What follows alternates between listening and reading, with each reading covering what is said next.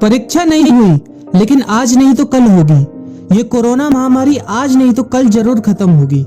School colleges कभी ना खुले, ऐसा नहीं होगा। अभ्यास करते रहोगे तो कोई पछतावा नहीं होगा। कोरोना महामारी के चलते इस समय स्कूल और कॉलेजेस बंद पड़े हैं, जिसके चलते विद्यार्थियों में पढ़ाई के प्रति लापरवाही देखी जा रही है। इसी को देखते हुए मुंबई के एक स्कूल में हमारे पुराणों में लिखित एक कहानी सुनाई गई और विद्यार्थियों को इस कहानी के जरिए एक मैसेज दिया गया, एक सलाह दी गई।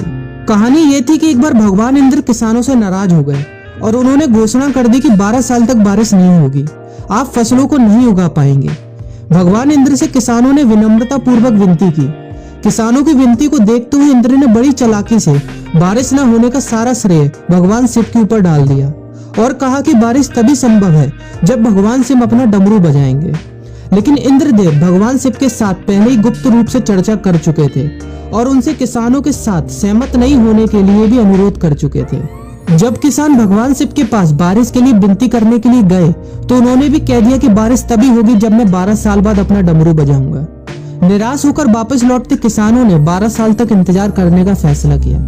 लेकिन उनमें से एक किसान वापस लौटकर नियमित रूप से अपना काम कर रहा था, खेती कर रहा था, यहाँ तक कि बीज भी बो रहा था। अन्य किसानों ने यह देखकर उस किसान का मजाक उड़ाना चालू कर दिया।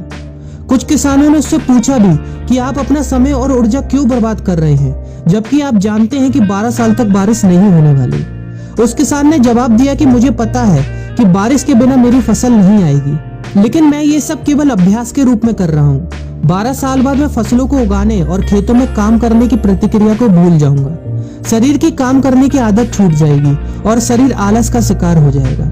इसलिए मैं अभ्यास करता रहता हूँ कि जब 12 साल बाद बारिश होगी तो मुझे काम करने में मुश्किल नहीं होगी। जब इस किसान की ये बात पार्वती जी को पता चली तो उन्होंने भी चिंतित होकर शिव जी से कहा, आप भी 12 साल बाद डमरू बजाना भूल सकते हैं। यह सुनकर भगवान शिव भी चिंतित हो गए, इसलिए कहीं वो डमरू बजाना भूल तो नहीं गए, इसकी जांच करने की सोची और अपना डमरू उठाकर बजाने की कोशिश करने लगे।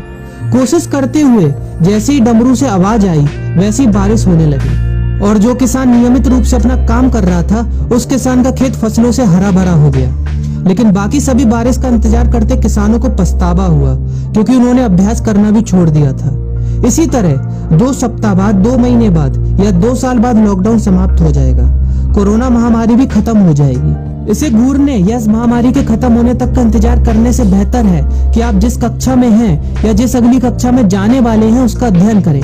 पुस्तकों का अध्ययन करके अपने कौशल को तेज करें। आपके पास जो ज्ञान है उसे और बढ़ाएं। इस समय का इस्तेमाल करें और ये सोचें कि आप और भी बेहतर कैसे कर सकते हैं, क्योंकि डमरू कभी भी बच सकता है। इसलिए अभ्यास करते रहें। अभ्यास ही गुणवत्ता का सार है। अभ्यास ही है जो आपको किसी भी क्षेत्र में पूर्ण बनाता है।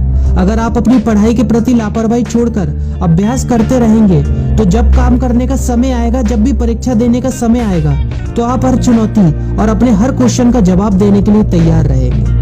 अपना ध्यान रखें और अपनों का ख्याल रखें, क्योंकि कोरोना भी गया नहीं है। घर पर ही रहने की कोशिश करें ताकि आप भी और अन्य भी सुरक्षित रहें और नियमित रूप से अभ्यास करते रहें, क्योंकि डमरू कभी भी बच सकता है। वीडियो अच्छी लगी हो तो वीडियो को लाइक और अपने फ्रेंड्स के साथ शेयर करना मत भूलिएगा। और अगर आप एक पेरेंट हैं तो आप भी अपने बच्चों के साथ इस वीडियो